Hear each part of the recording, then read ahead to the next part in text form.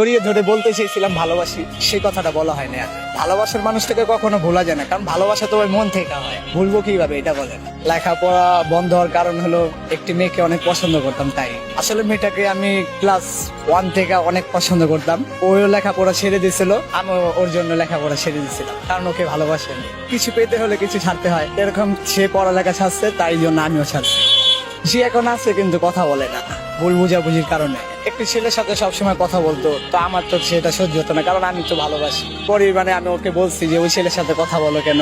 আমি বললাম তোমার জন্য আমার লেখা পড়া সব ছেড়ে দিলাম, আমার ভবিষ্যতে আমি অন্ধকার করে, তুমি আমার জন্য কি করলা? বিনিময় তুমি আমার ধোকা দিলা। তৃতীয় ব্যক্তি যারা আছে তাদের উদ্দেশ্যে কি বলবো ভাই, তারা মানে ভালোবাসাটা ভাঙতে জানে। প্রথমে দেখায় যে আমি ভালোবাসি, মেয়েদেরকে যেভাবে পটানো লাগে, টাকা পয়সা দেখায়। আসলে ভালোবাসা তো আর টাকা দেওয়া হয় না, ভালোবাসা হলো ভাই মন থেকে। আবার মেয়ে হলো আমাকে উপরে উপরে ভালোবাসে, কিন্তু আমি তো মন থেকে ভালোবাসি। আমার অনেক কষ্ট হয়, কিন্তু তার তো কষ্ট লাগে না, কারণ সে তো আমাকে ভালোবাসে নাই, আমার টাকাকে ভালোবাসে।